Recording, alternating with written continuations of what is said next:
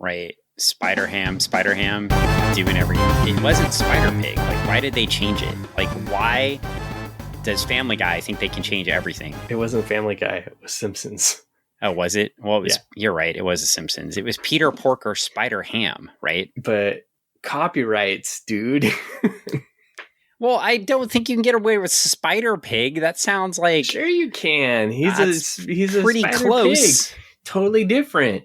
Charlotte's Totally Web. different. He's a Spider Pig. That's pretty close. It's a different thing. Yeah, well, Charlotte's Web is a completely different thing, but Peter Porker Spider-Ham is a classic. I mean, he was even in Into the Spider-Verse, wasn't he? Yes. Yeah, I mean, you can't just go and mess with Peter Porker Spider-Ham. Yes, This is some classic Spider-Man right there. It's 100%. You're right. I mean, you're right. When you're right, you're right. Well, and speaking of classic Spider-Man, I know we were digging into the Gil Kane artwork and the weird plates that... the plate faces. I went back and I've been reading some Spider-Man. Uh-huh. And when the plate faces didn't start with Gil Kane. They started when John Romita took over for Steve Ditko. Oh, really? And so Gil Kane is just replicating the plate faces that Romita was drawing, which I found interesting, right? I did not expect that to be the case. I expected this to be sort of a Gil Kane thing like we were talking about, where Gil Kane can't draw the Spider-Man mask because his faces are so epic, right? Yeah. But this sort of spider plate thing is a Romita thing. And so it makes sense that in that first issue that Romita inked, that the spider plates would show up. So it'll be interesting to see if the spider plates continue. And I'm noticing with a different inker here, the cover kind of, but a little bit less round on the face. Yeah. And we, if you don't know, are Funny Book Forensics. That's Dan and Greg over there at a microphone somewhere. And me, Greg. Yeah, over here. And we are looking at drug issues because we do lots of drugs. We have drug issues. That's not necessarily true. But I mean, that's not why we're reading them? I mean, I do have to go to the pharmacy later, but I mean, it's totally unrelated to drugs. It is did drugs, a lot of drugs before this episode because you told me that we were doing drug issues. It's all about drugs, man.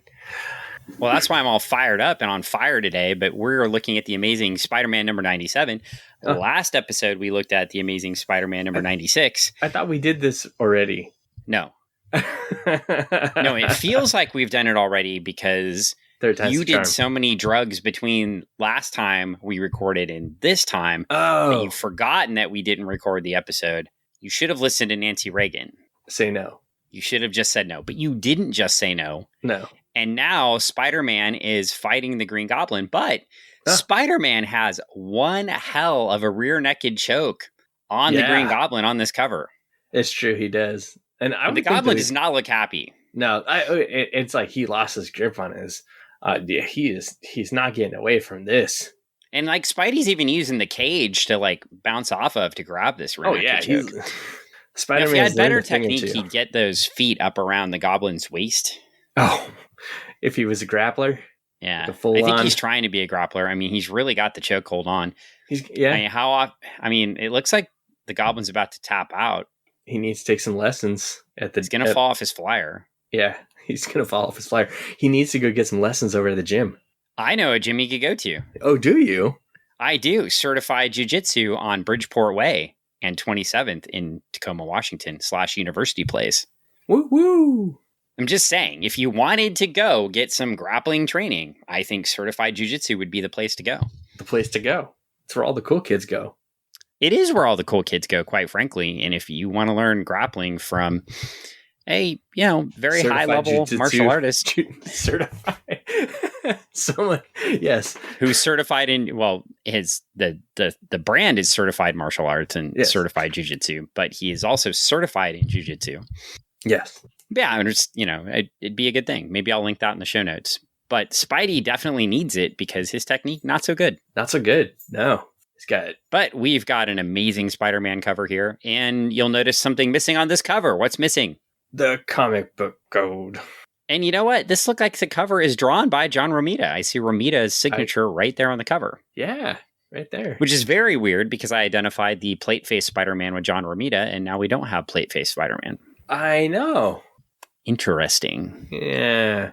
What's going on here? Yeah, I've really come to appreciate Romita's artwork reading the Spider-Man issues too. I know that's probably not surprising you. You know, I always rail against John Romita Jr. and then now I'm reading John Romita Sr. and loving it. And loving it. I don't know what it is. I just think, and even his inking is less, I don't even know how to describe it. It's less, like Romita Jr. is so line heavy. Uh-huh. And this, is it, I'm trying to think of the art word because I'm not an artist. You know more about art than I do. The art word, it's the line work is not as... It's like actually finer. His line work is finer. There's more lines and the images are more distorted. I guess these have more of a cartoon look probably to them, which is why I appreciate them because you like what you saw as a kid. Yeah. Well, we'll get into it. We're going to see some beautiful Kane faces here as we go through. So yes, here we go. And we have on page 1, the Amazing Spider-Man. Oh, by the way, the cover says Spidey fights the Goblin and lots more. Enough said. So I wonder who said that. I don't know. Could it I've have never been heard of the guy. Yeah. I've never heard that catchphrase before. That Stan Lee guy? I thought Wolverine came up with that. Oh, yeah. So we have The Amazing Spider-Man in the Grip of the Goblin, story by Stan Lee, penciling by Kane, he's not in the by grip Frank of the Goblin. Giacoia. I don't know this person. Oh. So new inker. I feel like we talked about the different inker after Romita left, but we have a new inker. And lettering by Sam Rosen. So John Romita is the artist emeritus, which seems like they're really throwing shade at another artist who went over to another company. Interesting. Because I feel like the artist emeritus might be one Steve Ditko, who created the character. But hey. As we noticed, I mean, some of the classic Spider-Man images are coming from Romita, right? That round face, the cartoon look. So I think Romita gets a lot of credit there, but it does seem like they're throwing a little shade at Ditko. Right. Just a little bit. But yeah, now I'm picking on dead people. So I know, man. Gee, way to go. Well, they started it. I mean, it's true. They did. And you're going to finish it. Yep. So Frank, our artist, our inker. Yeah. He's done a bunch of stuff. So of course I should know him. Tell me he's done Legion before and then I'll laugh. And he did a bunch of stuff for DC and a bunch of stuff for Marvel. Not surprising. Looks like 60s and 70s, most of it. And it looks like let's see. It looks like Amazing Spider-Man. He did issues 97 through 107. So that looks around the Kane back to Romita run there. Yeah. And then some issues after that periodically. So cool. So definitely a lot of Spider-Man in here. Did a couple issues of like Superman and Superman Family, but they were all sporadic. It doesn't look like there was any major runs up there in the Superman books, but I'll quit boring everybody with this. But yeah, cool. So sounds like we have an inker that I should have known about, but I didn't because sometimes you miss people. It's all good. He did a book called Danger Trail. From 1950 to 1951, 5 issues. Oh, wow. Danger Trail. It was relaunched later by DC Comics. Interesting. Danger Trail. Maybe we'll do that one. Yeah, it sounds interesting. We should look it up. Well, anyway, we should probably get back into this issue. Sam Rosen lettering, as I mentioned, and we get a caption. It's happening again, as we saw last issue. What? Just like this episode. Yes, it's happening again. As we say last ish, Norman Osborn, the wealthy chemical manufacturer who just gave Peter Parker a part-time job, is reverted back to his deadly demonic identity way back from around issue 40. No.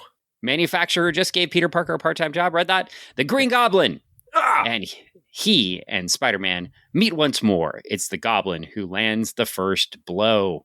This is so melodramatic on this one. Thrilled to all the action, drama, and suspense that have made Spidey the world's most popular comic book character. Oh, driving home the sales numbers against Soups. Yeah. Because Stan Lee's not going to bring that up at every possible moment. No, not at all. Not at all. Funky Flashman. Funky Flashman. So We've got Spidey thinking, he's madder, more dangerous than ever. I can't let him escape no matter what. And as a recap, if you will recall, we had some problems last issue. What did we find out last issue? We found out that Mary Jane is flirting with Spider-Man. Well, not with Spider-Man, with Peter Parker. With Peter Parker, right. Yeah. Because she's tired of his best friend. Uh-huh. And, dun, dun. Oh, and that's... Oh, no. And the phone is ringing, which is convenient because that's probably a call that went to Aunt May's house to let her know that she could go watch Hair with her best friend, Mrs. Watson. So we've had a lot of updates going on. And now we're here, and Peter's all worried about his living situation, his job, and now he's got to fight the Green Goblin right after he watched Mary Jane in a play. And, of course, Peter is opining for Gwen Stacy, who he last saw in Europe. So he just got back. There's just a lot going on. And here we are. And Spidey thinks, hey, this will stop him. And he trips up the Green Goblin and knocks him off the flyer with the web. But now we've got one of those pumpkin bombs. And, yeah, not so good. Explosive pumpkins. Oh, but it's not. It's vapor gas. And he knocks Spider-Man out because he doesn't know what to do. And boom, the Goblin flies out the window. And Spidey's like, I've got to go after him. He knows my true identity. And unlike in the movies, he doesn't unmask for everybody every 3 minutes. So you have a little bit of suspense here in this comic because one person knows his identity, right? Right. Okay. So now we've got a big fight scene, or chase scene, right? As Spidey chases after the Goblin through the city. Conveniently, Spider-Man always finds a flagpole without a flag on it to flip on. Uh-huh. Of course. I think, does anybody in New York actually fly flags? I think what it is they put flags up, but those flags get stolen. Not necessarily American flags. They're flags for all other things. And those flags get taken down just because they know Spider-Man's going to use them. Okay. Well, that's important. And those are some pretty sturdy poles because they always hold him up too. So a pole designed to hold a flag always managed to stay up for Spider-Man to flip on it. Yes. And I noticed you didn't try to explain that one to me. No. Okay. So sometimes tearing apart the logic of a comic book isn't always the funnest thing. I mean, the fact that the engineers went into they knew Spider-Man would be swinging around the city and they would have to make these poles mounted extra tight to the building and have to go in with a deeper anchor just so they would have the ability to hold up a human, but using a pole that had the strength also. The tensile strength. Yes, the tensile strength to hold a human as well. Knowing that there's Spider-Man and other superheroes all over the city that are going to need these poles. So I see. It's almost like there's a whole entire division of an engineering corps of folks that fix things around the city when things get broken, and then they because Daredevil might want to use it too. Yeah, of course. They know this, so then they come around and they fix these things after they've been broken, and they reinforce them so that they don't have issues later. Now, what about on the next page? We see the Goblin throwing pumpkins at Spider-Man. And they're exploding. Yes. So is that when the engineers come out to take care of the poles? Oh yeah. That's after they they have a battle and there's problems and issues. They come out and they see the damage that has occurred, and then they say, okay, we got to fix this masonry. We might as well fix this pole. It looks like Spider-Man was in a battle here. He'll need this fixed for later. Daredevil might come through here at some point. Why not? Fantastic Four is going to come flying around here at some point. So, Well, it does look like Spidey uses his web on these very structurally sound buildings. And then he gets back on the Green Goblin, but unfortunately, again, has terrible technique. See, what he should have done is he should have looped his legs around the Goblin's waist and gone for that choke again. Yeah. But instead, he tries to go for a triangle choke, but his legs are all in the wrong position. He's he's sitting with his feet crossed. So he should have his legs in like a triangle, right? So you could get him. And I'm probably really messing this up because I'm definitely not certified.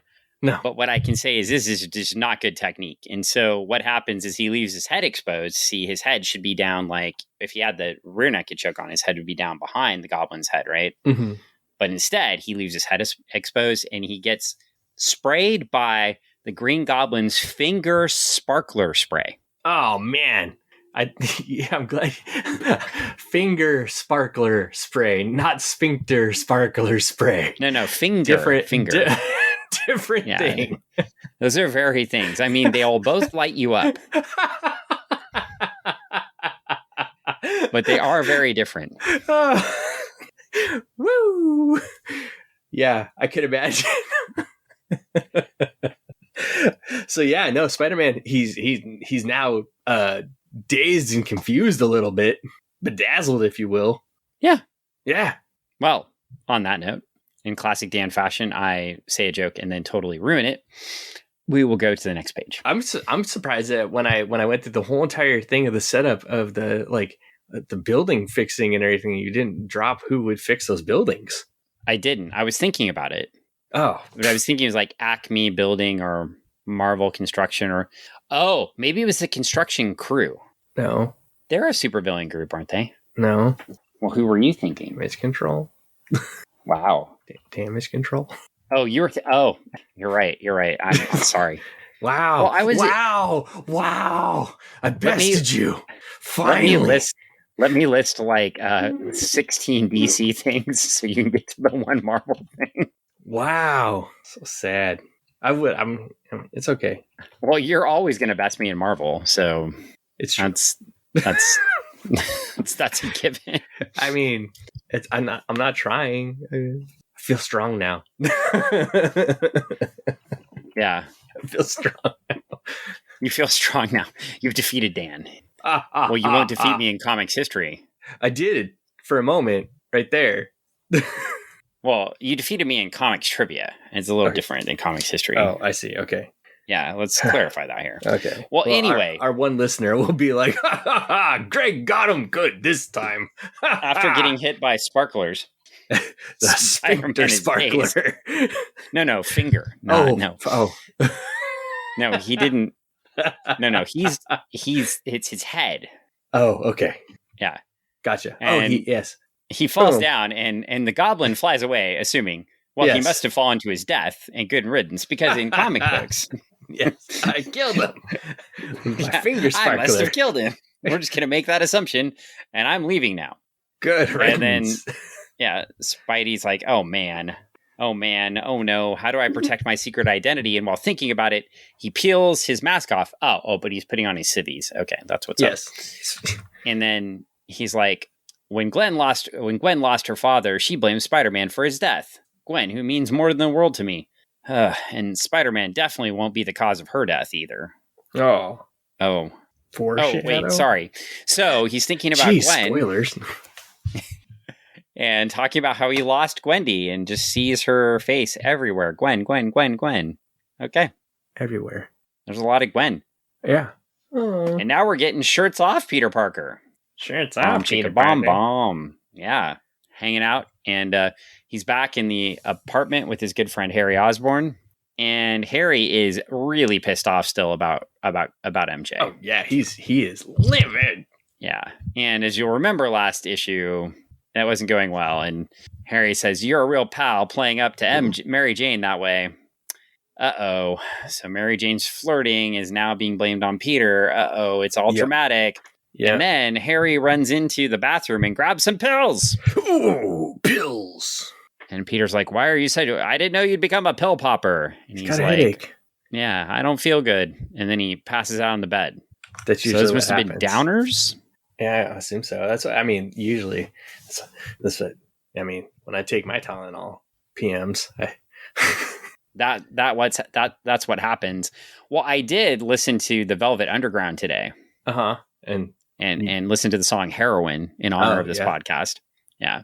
And that seemed a lot more fun when Lou Reed was singing about it. Oh, okay. This doesn't look so fun. No, not so much. But he seemed to think it was really fun. You know what's funny is I realized we're not recording. This whole time? Look, didn't you? I'm just killing me right now. I'm having fun.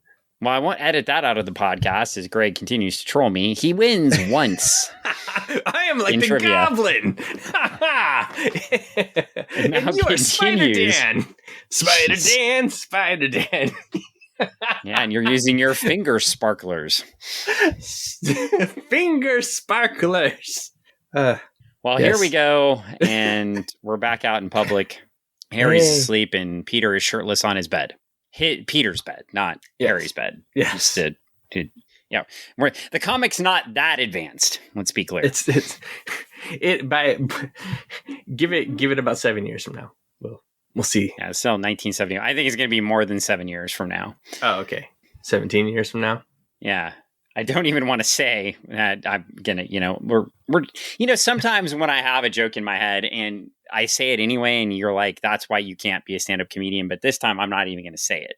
So we're going to move forward. Okay. Here. And sorry. We've got the Goblin wins again. Yeah, we've got angry Harry and love child Peter with his leather fringies on. Yeah, he looks good. He's got necklaces and chains and all Where did he stuff. get all that stuff? I don't know. He's not a rich kid. And I thought he spent all his money on his motorcycle. That Harry's neck. Because he just bought his motorcycle in the issues I'm reading. So that's before. But then he's going to move downtown, so they won't need his motorcycle anymore. So maybe that's all good. Because I'm just to the point in my comics where Aunt May moves in with Mrs. Watson, and then Peter moves downtown. So I am back where I'm at. He's just moving into the apartment with Harry. But now they're fighting about whether he should be in the apartment at all. Yeah, trouble. And then Harry's leaving, and you've got this man with what I would call, so he's blonde. Yes. But he has a strange, it's not quite a villain twirly mustache, but pretty much is. Yeah. It doesn't have the twirl on the end, but it's the same color and the same shape. Oh, yeah. He looks like the kind of guy that's you're going to see him and he's up to nefarious things. He's up to no good.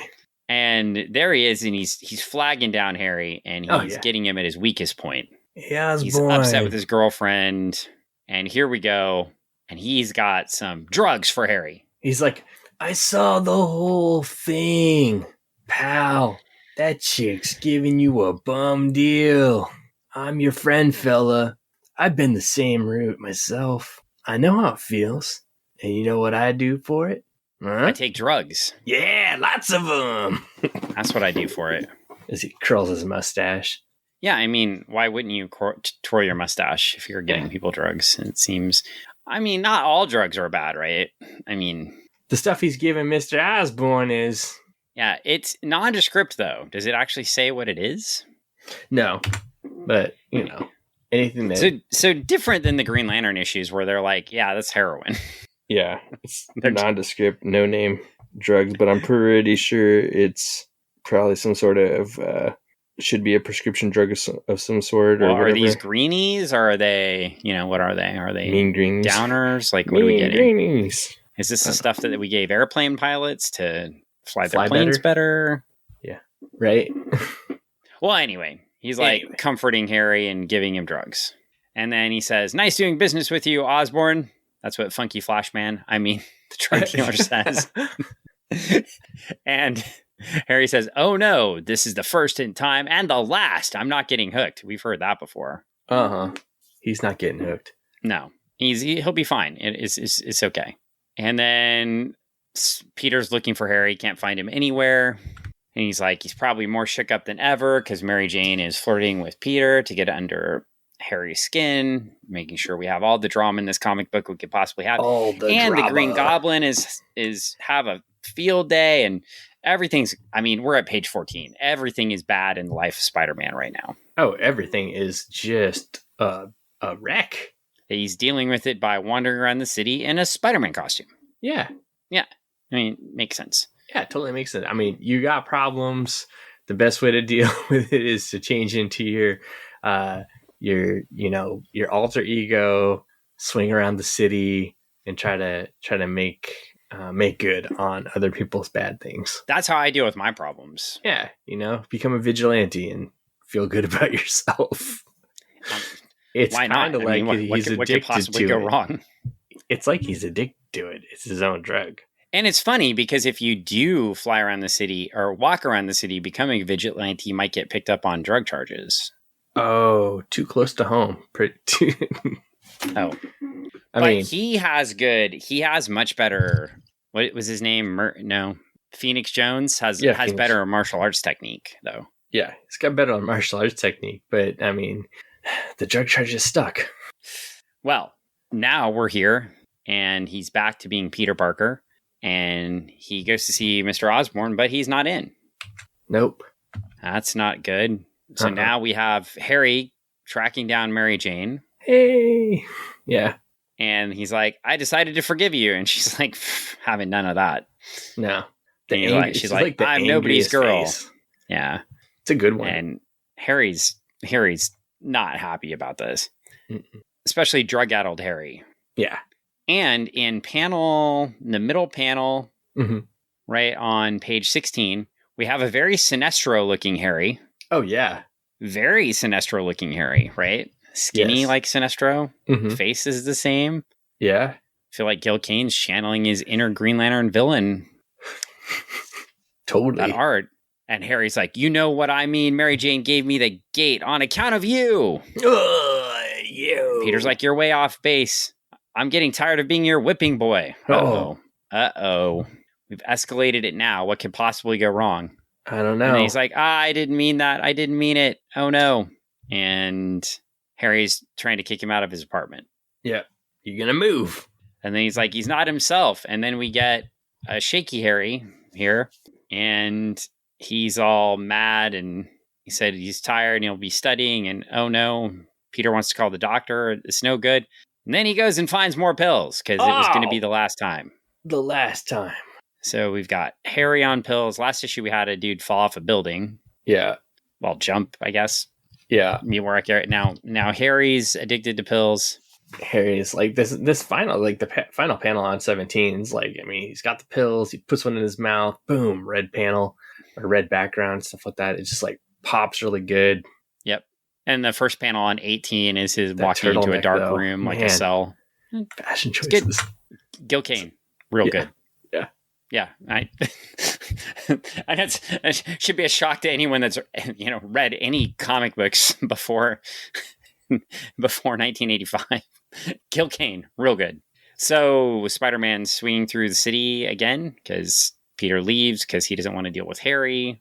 And now he's all upset about the Goblin again. Now we're back on, oh my gosh, he's going to tell everybody about my identity. Okay, we're at page 18. No. So we had a fight at the beginning, but we've had a lot of drama in between. Yep. About page 18, something's got to happen soon. Okay. So Spidey's down, and he's like, Harry's sure to be asleep by now, and then he's thinking about Harry now. He said, but he talks to himself. Oh no, Harry's talking to it. We flash back to Harry. He says, I've never, man. He's just never felt this way before. It's like I'm drowning, falling, dying inside. Nothing seems real. Nothing hangs together. It's the pills. It must be the pills. They're driving me out of my mind. I thought that was just my day at work. I mean, could be. I mean, most days are just like this, right? I mean, that's how I feel most of the time anyways. Yeah. So, well, anyway, Peter's back and he comes in. Harry's passed out on the bed. He can't get him to snap out of it. And Harry finally asks for help, which is the first step to recovery, of course. He says, help me, I'm sick. And he says, sure, Harry, don't worry. I'll call the doctor. Uh-oh. But he can't because here comes the Green Goblin. No. And he says, don't you think I wouldn't find you, Parker? Parker! Did you expect the Green Goblin to let Spider-Man live? And we have the next issue, The Goblin's Power. So there we are for 97. Whew. Oh, man. That was intense. It was an intense ride. I feel like there's a lot going on. But it definitely tailed off of what we saw in 96, right? There was a lot of buildup and stuff like that. The drama definitely was building. The action was there. So just a continuation. What's going to happen? Because there's so much drama in this cliffhanger. Yeah, and it's interesting. I'm looking back at that the Comic Book Chronicles 1970 to 1979, and basically they summarize the issue pretty much the same way we do. So feeling pretty good about our analysis there. When we've got experts that back us up, that was not intentional, but I think it is a pretty simple issue to summarize, right? Yeah. There's a lot going on. I think obviously the resolution of the story will happen in 98. So, this just pushes several subplots forward and pushes the subplots that are both central to the story and then the subplots outside of the story. And we have Mary Jane now showing up more in the comic because Gwen is off panel for now. And Gwen will come back, I promise. Gwen who? Spider-Gwen. She's not around anymore. It's almost like she's like gone. Yeah, well, she's in Europe. I mean, it's almost like she's gone. So, like she's gone. I don't think she's gone. Not yet. I am looking at an article from CBR.com, your source for unadulterated and accurate comic book history. Article titled, Why Marvel Really Published Spider-Man's Seminal Anti-Drug Comic Book by Brian Cronin, published October 30th, 2021.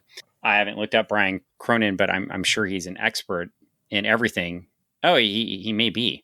He's a CBR senior writer and has been writing professionally about comics for over 15 years now at CBR. There you go. Maybe he may be, actually. So I shouldn't see. I stumbled into the one CBR article that isn't just a list of things. Yeah, there you go. And is actually written by somebody. See what I've done?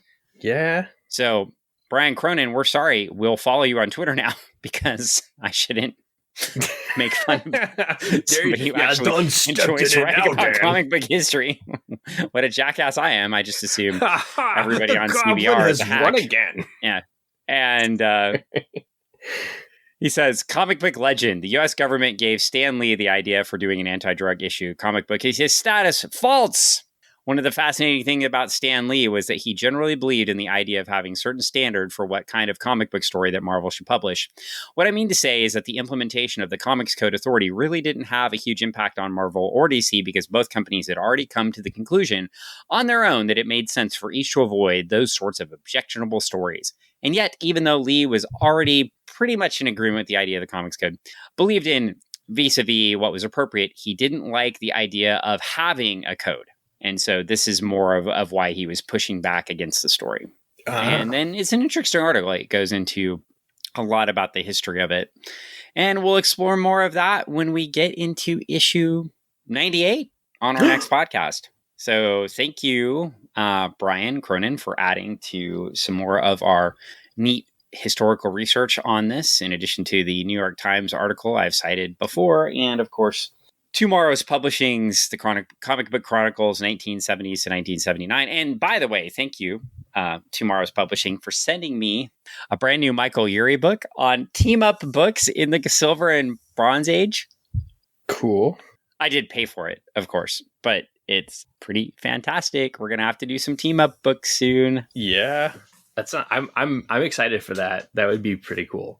We'll have to share my digital copy with you so we can read look. It comes with an annotated bibliography of a list of team up books and writers and artists. Very cool. Yeah. I believe my roommate said I'm only somebody with a PhD in communication would be excited about an annotated bibliography about comic books in the back of a book about comic books. I'm excited and I'm not, I don't have the PhD. Well, that's fair. See? What you're telling me is I'm just a big comic book nerd. No, I mean, fanboy. Maybe I'm just a big nerd. That's fair. That may also be true. But I think, nice issue. Pulled the story forward, and I think we had a lot of fun talking about it. Yeah. And we now know that Peter Parker, aka Spider-Man, does not have good grappling technique. That's correct. He does not have good grappling technique. If I've learned anything from my roommate and the owner of Certified Martial Arts, not so good. Not so good. I think that Paul would straighten him out. Just put him in a couple holds, run him through the motions and the paces. Yeah, it'd be interesting to see how the spider sense worked in the grappling community. It would be interesting. Would he know what was coming next? Would he know. be able to block? I think it depends on which writer is writing about the spider sense. It'd be an interesting idea, like which superheroes could fight better in a different martial arts setting with training. I think Spider-Man could do okay. I mean, he does a lot of flips and stuff. He'd be like the guy that either lost or did like the spectacular, like, bounce off the cage, jumping Superman punch because yeah, Showtime punch, Showtime kick. He could do a lot of it. He could be trained by Anthony Pettis, and then it'd be okay. Do it well. Yeah. I mean, I don't know if our one listener wants me to compare different superheroes to martial artists, but if you want that podcast, I could probably get Paul on to do that. I mean, it could happen. We could do that, and then we could also talk like how good of a movie is Warriors of Virtue. Not that we. No, I'm just joking. Wow. No, we cannot. They talk about comics in the movie, so I mean, it's straight up crossover. I mean, we could do a review of any number of classic late 1980s movies. Warriors of Virtue is fantastic. It's got fighting. It's got it's everything we're talking about right now. Well, okay. I mean, I'm just going to grant that to you. I don't really have an argument. You don't have anything to go off of because you don't. It's got fighting. It's got comics. It's got kangaroos, man. Well, what if? Yeah. We just reviewed an issue of Master of Kung Fu. Okay. And asked Paul if the and to review the martial arts on it. Yeah. Okay. That comic lasted a lot longer than I thought it did. It did. It went 125 issues. It was a long one. I mean, not 1974 to 1979. I mean, that sounds about right. Comics being about 5 years behind the times when it launched and then running it about 2 years too long. Yeah. Yeah, that sounds about right. But usually, like, the audience finds it, like, it starts up, like, oh, hey, I got this idea. Let's do this thing. Then the audience finds it. And then it's like, oh, cool. This is a really good idea. And then it ends. And then all of a sudden, miraculously, a TV show starts up. Well, that was just called Kung Fu. Yes, I know. I'm just saying, like, it's like, then the gap is, like, filled by a TV show that's, like, similarly, like, somebody in the writing room is like, my kid loves this comic book. We should make a TV show based on this. Except the comic book was riffing off Bruce Lee, so. Oh, yeah. Well, I mean, as we have opined on many occasions, of course, DC's effort was to take Karate Kid from the Legion of Superheroes back into the past and then do a terrible maxi series, which it turned out to be, because we need a karate superhero and we'll just find one and then remove them from their storyline and then just put them in somewhere random. And of course that will work, right? Right. Of course. Okay. It makes sense. Not so much. Sure. Not so much. Oh. Yeah. Well, there we go. Yeah. And I had no idea, but Ty Templeton is relaunching Miracle Man at Marvel. Oh, wow. Didn't know. Right now. Wow. I did not order that book because I don't order the Marvel list. I may have to go over to Destiny City Comics and Ethan HD and grab one because... Pick it up. Wow. Okay, then. Well, things I find out in the middle of the podcast that have nothing to do with the rest of the things we talked about. Too funny. Well, it's what happens, man. This is why people should listen, because we talk about stuff in real time. Right. And this comic book comes out on October 5th. So by the time you listen to this podcast, it'll probably be out for like 3 weeks. Yeah. Oh, man. It's coming out tomorrow. Yeah, you better go run and go get this. I do some editing on an airplane tomorrow. So you should. But I think that's it for now. I mean, unless you got something. No, I got nothing. You'll have announcements soon, though, right? Maybe. You promised me announcements soon. I promise you announcements, but there are no announcements at this moment. Okay. We'll leave the audience in suspense, but pretty soon, Greg will have a brand new project to announce. Can I say the co-author? No. At least? Okay. Soon, Greg will have a brand new project to announce with and how'd that sound? Yes. Perfect. But you can find Greg at the Retro Emporium in Kent, Washington. Hey. On Meeker Street. Yes, you can. You can also find his wonderful wife, Anne, who owns the Retro Emporium. Yes. And you can see Greg on the weekends, sometimes dressed as a Squatcho Man. Oh, yes.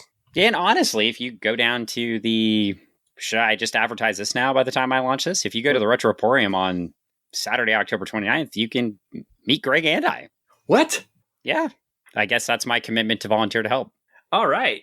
So, yeah, why not? Come on and see us, and we'll chat with you. And if you pull me away, I'll talk your ear off about comic books, and we'll have a lot of fun. Woo! So come down for, what's it, Sweet Treats Night? Or it's Street of Screams. Street of Screams. Street of Screams. Street of Screams. For sweet treats. I'm sure there will be sweet treats. Street of Treats. I don't know. It is our Halloween, downtown Halloween fun festival. So bring your kids, wear your costumes, come on down, have a good time. Yeah, and I will not be wearing a costume. Yeah, you will. You'll be dressed like a human.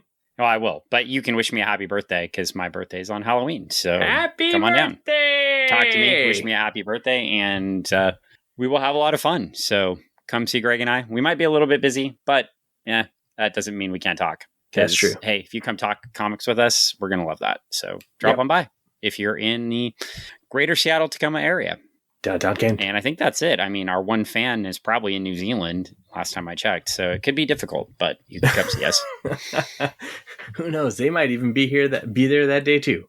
It's entirely possible. And it all assuming that I'll release this podcast before that actually happens. So now we have pressure because I announced a date, and that just means I'm going to have to get this stuff done. Yep. So we go. And I want that Miracle Ban issue really badly. Go get it. I may have to go get it. I haven't been to Destiny City in a while, so. And go get it.